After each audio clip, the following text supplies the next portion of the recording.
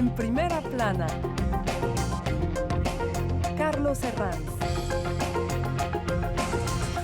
Bienvenidos en Primera Plana, un programa de Radio Francia Internacional y de France 24. Esta semana volvemos a poner el foco en Venezuela. 2 meses después de las elecciones continúa la crisis sin fin y la presión internacional hacia Maduro. Nos acompañan 3 invitados en este estudio que ya les presento. Benjamín Delille es jefe adjunto de Internacional del diario Liberación, que estuvo cubriendo las elecciones en Venezuela. Bienvenido, Benjamín. Gracias por la invitación. Yoletti Bracho es profesora de Ciencias Políticas en la Universidad de Aviñón, que también estuvo en Venezuela cubriendo las elecciones. Bienvenida. Muchas gracias. Pascal Drouot, analista internacional. Bienvenido, Pascal. Muchas gracias. Venezuela, la crisis sin fin. Hoy nuestro asunto en Primera Plana. Es sorprendente, pero Nicolás Maduro ya ha empezado a celebrar la Navidad. El dirigente canta villancicos en su sorprendente adelanto navideño por decreto, mientras en foros internacionales se denuncian las graves violaciones de derechos humanos cometidas las últimas semanas, incluidas torturas a menores detenidos en el marco de las manifestaciones en contra de los resultados electorales. Más de 1.700 personas han sido llevadas a la cárcel por motivos políticos desde el pasado 28 de julio, el mayor número en 25 años de revolución bolivariana. Más de 2 meses después de las elecciones, gran parte de la comunidad internacional insiste en no reconocer los resultados anunciados por el Consejo Nacional Electoral hasta que no haya una demostración comprobable de los votos desagregados por centros electorales. Repasemos algunas portadas de prensa. Diario El País: la justicia chavista valida la cuestionada victoria de Maduro. Y como consecuencia de ello, esta otra del Universal: la tercera juramentación de Maduro será el próximo 10 de enero. Liberación es aquí en Francia uno de los pocos medios en haber llevado Venezuela en su portada la crisis venezolana, con la información de nuestro compañero Benjamín Delille. Maduro y sus amigos están solos, con las imágenes de la oposición en la calle. Bueno, ya algo más de 2 meses desde las elecciones. Maduro atrincherado, más represión. La comunidad internacional ahora se lleva el foco a Oriente Próximo, es decir, baja la atención mediática por Venezuela.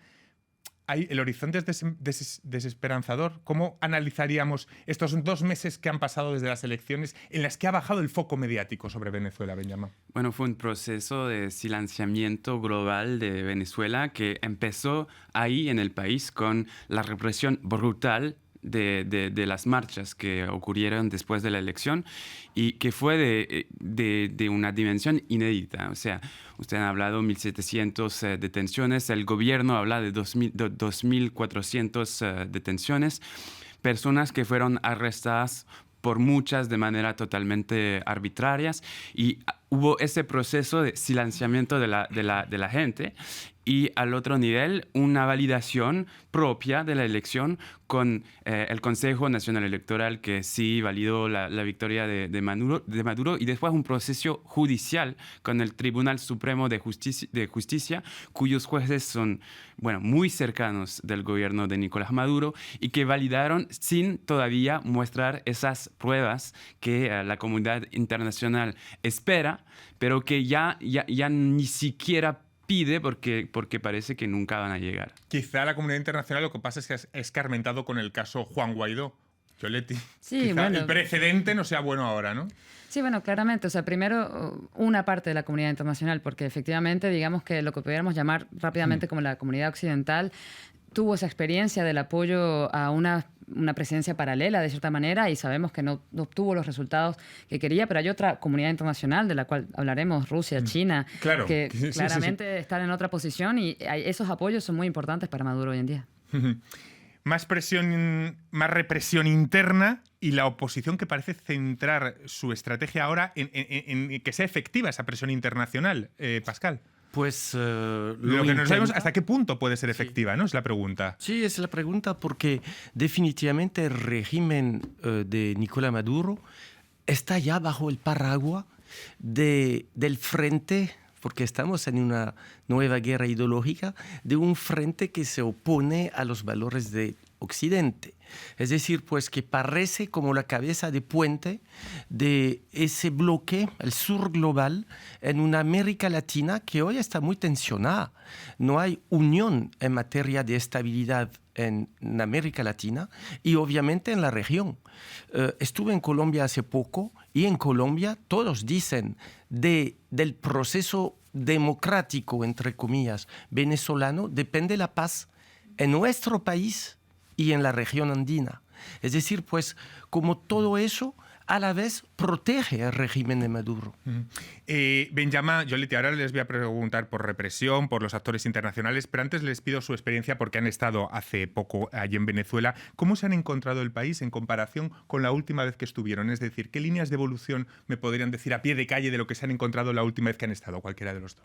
Bueno, es interesante porque yo empecé a ir a Venezuela en 2018, cuando estaba la crisis económica muy fuerte con penurías y hiperinflación.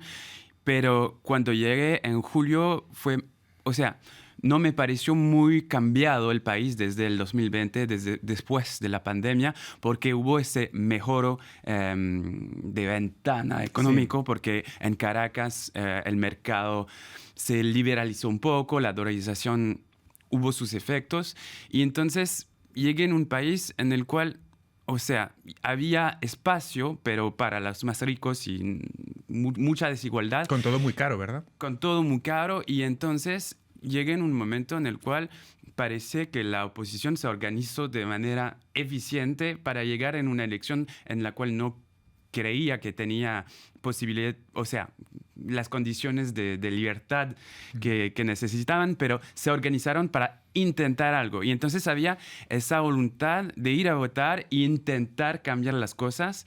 Y lo que pasó el 28 de julio, creo que mató una esperanza que era muy fuerte en ese momento. Joliti, ¿cómo se encontró el país? Si pudiéramos comparar las diferentes veces que ha estado. Sí, claro, bueno, la parte económica claramente, al menos para una parte pequeña de la población mejoró y eso claramente se ve en las calles, comercios, etcétera.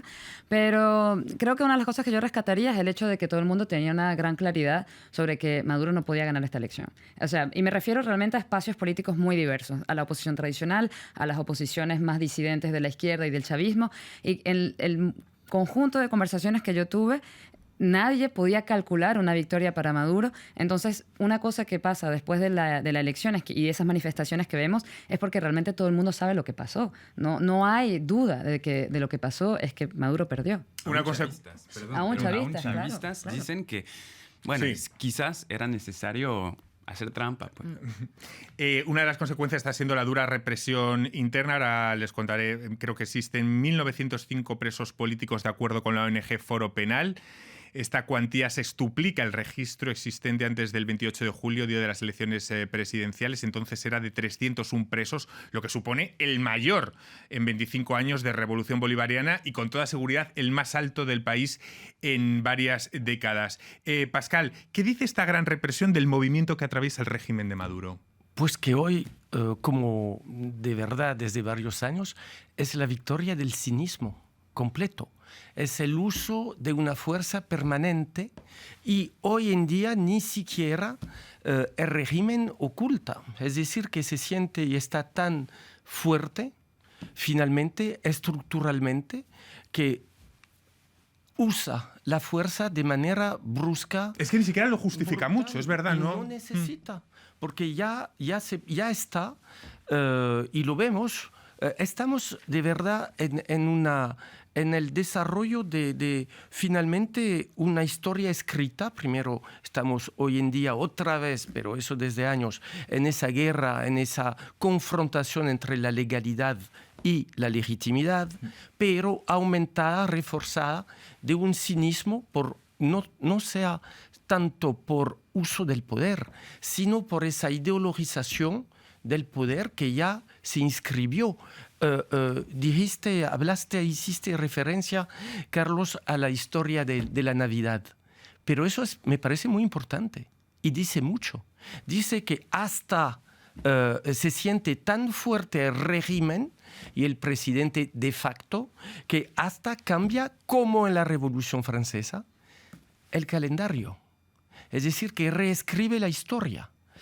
En una visión ideológica. Sí, no es tan anécdota. Lo anecdótico nada. se puede elevar a categoría para ver qué destila, efectivamente. Exactamente, es mucho más profundo. Es decir, yo soy tan fuerte como Dios. Y cambio es que, claro, el desde fuera podemos entrar en el chascarrillo, en reírnos de lo de las Navidades chavistas, pero significa algo, ¿no? Significa Entendemos mucho. que...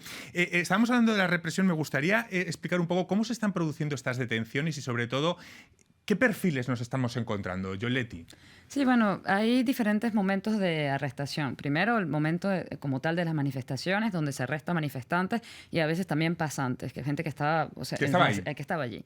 Luego hay un momento post-manifestaciones en el que empieza esto que llamaron la Operación Tuntún, que es, o sea, tocar a la puerta e ir a buscar ya sea a gente que efectivamente fue identificada como habiendo participado en la manifestación o a gente que formó parte de la organización electoral previa a las elecciones y que son identificados, ¿no? como activistas dentro de los barrios, etc. Y creo que lo principal es saber que el grueso de la población que está justamente encarcelada viene de las clases populares, que fueron los antiguos apoyos justamente del chavismo y hoy en día son el target directo de esta represión. Tremendo. Y no sé si este endurecimiento represivo se traduce también en condiciones de defensa más complicadas para los detenidos. Sí, claramente. O sea, primero porque están acusados bajo la ley antiterrorismo, entonces están acusados de ser terroristas, están acusados de incitar al odio, entonces las penas son muy grandes, son de decenas de años, y además respecto a la elección de los abogados como tal, no tienen derecho a elegir su defensa. Entonces, bueno, las condiciones de defensa son terribles. Ante el atrincheramiento de Maduro, la comunidad internacional se muestra paralizada. Nadie impidió la orden de salida inmediata del personal diplomático de varios países. Hoy nadie sabe cómo detener esa represión. Después de esta parálisis vendrá el menor foco mediático, que ya estamos viendo.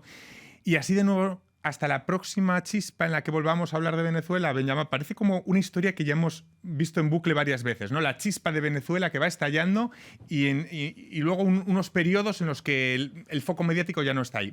¿Estamos condenados a ver lo mismo otra vez en bucle? Es difícil porque cada vez que pasa una crisis como esta, hay más gente que se desespera en Venezuela, que cae en apatía, y un tema mayor que se trató antes de la elección es que mucha gente viviendo en Venezuela estaban apoyando diciendo que si Maduro gana, se iban a ir de Venezuela de nuevo, que una nueva ola migratoria iba a pasar.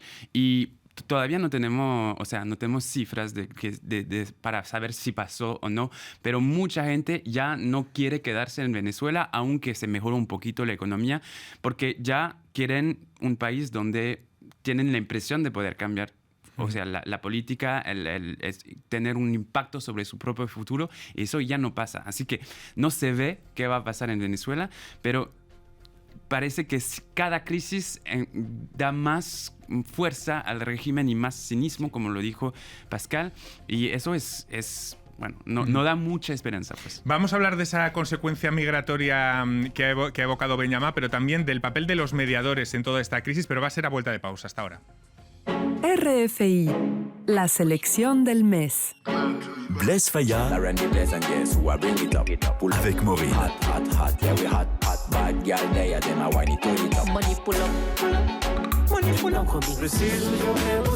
Dacia Reis et Criollo.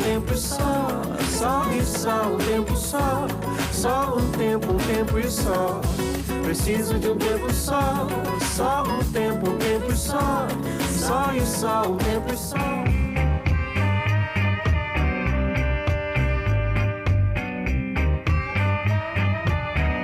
Claude Fontaine. Je t'ai vu dans un ciel en pleine de la cheminée. La foule te poursuivit, mais toi tu n'as pas glissé. Soraya Ramos.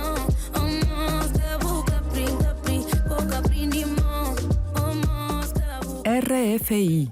Seguimos esta semana hablando de Venezuela aquí en Primera Plana. 2 meses han pasado desde las elecciones, la presión internacional aumenta, pero quizá el foco mediático ya no está ahí, está en otros sitios, en Oriente Próximo, en las elecciones de Estados Unidos. ¿Y qué consecuencias tiene esto en este bucle de crisis en Venezuela? Pues eso lo estamos analizando esta semana con los periodistas Benjamín Delille, con la profesora de Ciencias Políticas Yoleti Bracho y con el analista Pascal Drouot. Pascal, mediadores de esta crisis, como se podría suponer, de dirigentes de izquierdas como Lula, Petro o AMLO. AMLO, bueno, acaba de irse, ahora ha llegado Claudia Sheinbaum a México. ¿Esta crisis revela su limitada capacidad de influencia sobre Maduro? Definitivamente. Pero es hoy en día la situación de América Latina. Primero, Petro me parece lógico que esté en ese proceso de mediación, que por mí, hablar de mediación hoy en día, después de lo que pasó el 28 de julio, pero desde años y desde por lo menos 2018, es una victoria de Nicolás Maduro. Es decir, que entra en discusiones, en negociaciones, gana tiempo, se pone al nivel, está al nivel de jefe de Estado, a diferencia de las oposiciones. Es decir, porque ya está instalado. Mediación quiere decir, creo, en esa perspectiva, en esa inversión de valores, en esa inversión de percepción, de política, de revolución, de esperanza, porque como decían Violetti y Benjamin, ya la esperanza también está inversada. La liberación, la esperanza sería la liberación chavista bolivariana contra un medio internacional que sería opresivo. En eso estamos hoy en día en Venezuela. Entonces, la mediación de un Petro que es el vecino de Venezuela. Venezuela, Colombia es Francia-Alemania. Es una relación absoluta, indispensable para la estabilidad de una parte de América del Sur. Pero Petro está en muchas complicaciones. Ya se le han abierto hace pocos días una investigación sobre financiación. Ya él mismo está hablando de un golpe de Estado que se empezó contra él. Entonces, obviamente, ahí hay una convergencia de intereses, por lo menos de percepción política entre ambos. Lula intentó ser el líder desde que volvió al poder de una América Latina con una nueva opción. No lo logró. No lo logró porque Brasil es un continente en el continente, primero, y porque América Latina cambia. Hay una forma de implosión política que entró Milei, y Milei de inmediato, obviamente, se opone a Brasil, se opone a Venezuela, se opone a movimientos que aparecen y que son de izquierda, de una nueva izquierda, que él percibe como antioccidental. Es decir, que esa mediación toca unos países definitivamente, sí, vecinos de Venezuela, sí, Benjamin lo recuerda, interesado por la temática de migraciones. Hablamos de millones de personas que se van tanto a Chile, no olvidemos a Boric, que por cierto... Que ya ha dicho que no caben más. Lo dijo el otro día ante la ONU, unas declaraciones que esa es otra, la consecuencia de la crisis migratoria. Si puede empeorar todavía Claro. en esta bucle de crisis política en Venezuela. Boric ya ha dicho que no pueden acoger a más. Bueno, pero es lo mismo que dice Europa desde X cantidad de tiempo. Es decir, el hecho de Quizás que... sorprende en un dirigente de izquierda, ¿no? Quizás es lo que a lo mejor nos sorprende, ¿no? Claro, pero bueno, Chile tampoco, o sea, históricamente Chile no es un país de acogida de migrantes en general, entonces creo que cualquier dirigente. Pero en general lo que es cierto es que la movilidad de las personas existe y continuará a existir, sobre todo dado el contexto en Venezuela, y justamente creo que más coordinación entre América Latina para tratar el problema que existe y no para tratar de obviarlo sería lo más lógico. La oposición venezolana tuvo que cambiar de estrategia con el exilio de González Urrutia. María Corina Machado, la que atesora el capital político, contaba con que ambos iban a mantenerse en Caracas resistiendo y empujando pues, por el cambio.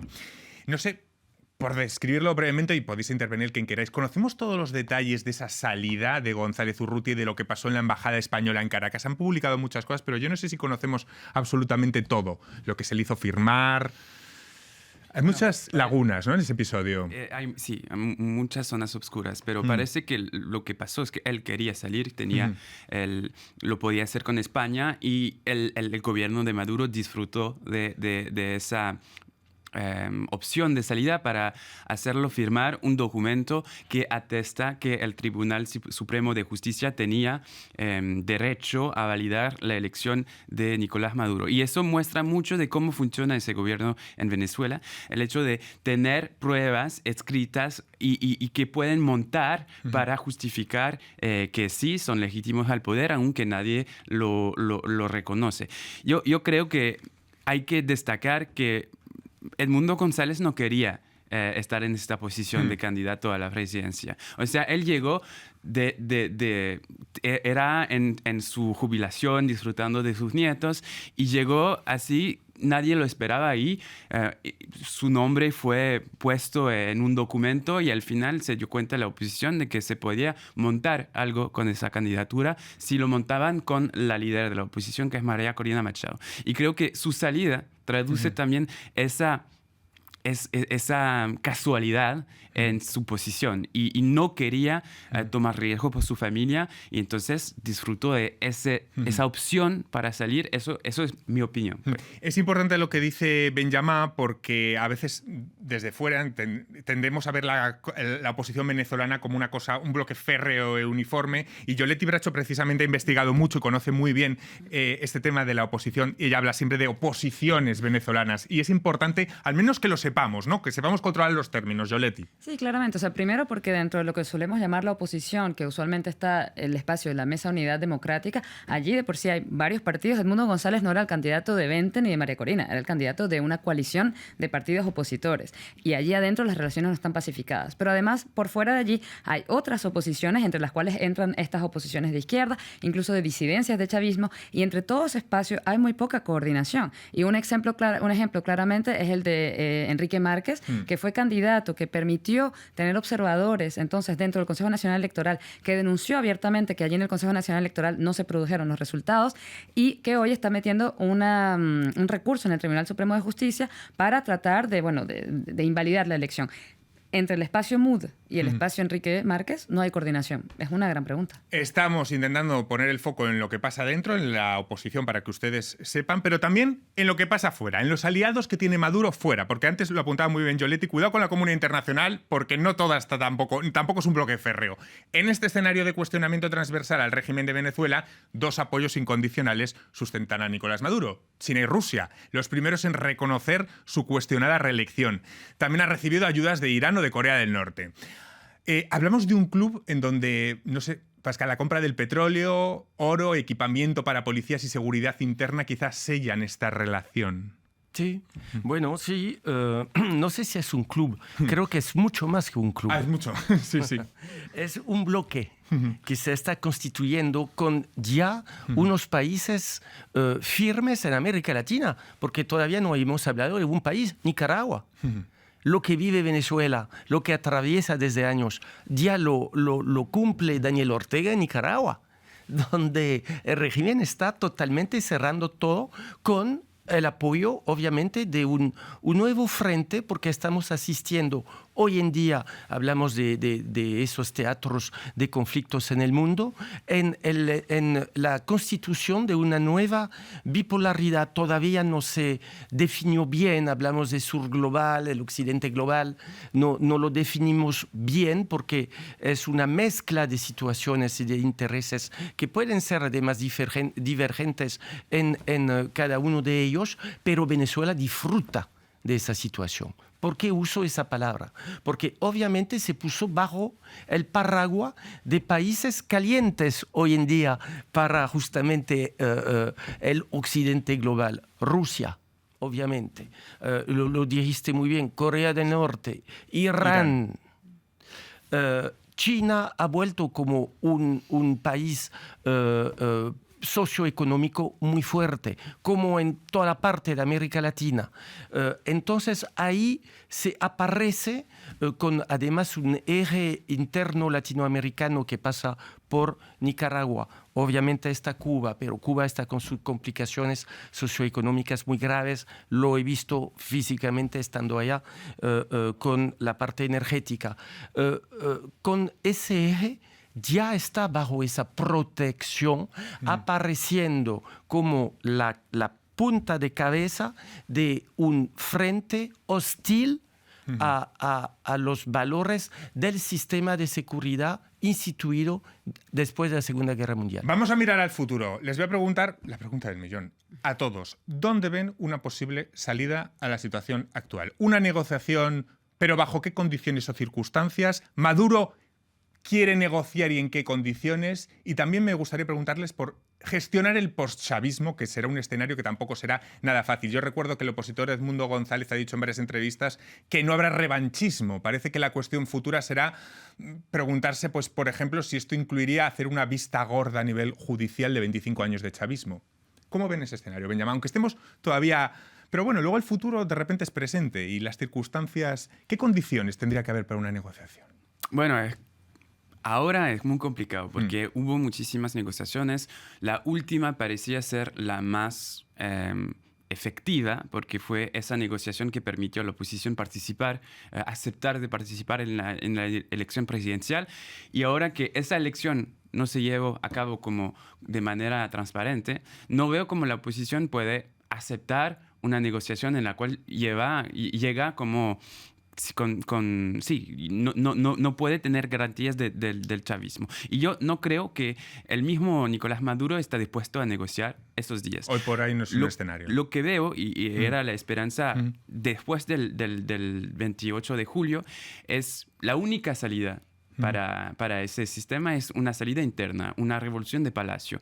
Y la gente en Venezuela solían decir, vamos a empujar para que los militares se vueltan en contra de Nicolás Maduro. No lo hacen, no tienen intereses ahora en cambiar el sistema del poder. Entonces quizás hay algo que negociar ahí, bueno, que no sea algo muy público, pero presionar sobre figuras del régimen chavista para cambiar ese dinamismo del poder. Yoledi, presionando hacia la esfera militar, o la presión internacional, o una negociación. Mira, primero hay un poder de facto, eso es una realidad, y entonces hay un llamado a elecciones el año que viene, municipales, y el encargado de negocios de la Embajada de Estados Unidos ya dijo que es un espacio que hay que aprovechar porque es un espacio que se puede considerar como para apertura democrática. Se renovaron las sesiones de Chevron para seguir explotando petróleo en Venezuela, compañía estadounidense. Es decir, yo pienso que también hay poderes que se pueden acomodar muy fácilmente de la situación actual. Entonces, veremos. Pues me quedo sin tiempo para más, me agota el tiempo. Ha sido un placer tenerles hoy aquí. Hemos repasado todo lo que da de sí esta crisis. Aún nos quedarían muchas cosas más para hablar y sobre todo de soluciones futuras para esta crisis interminable que vive Venezuela. Muchísimas gracias a los tres y a todos ustedes les esperamos aquí la próxima semana en Primera Plana. Gracias.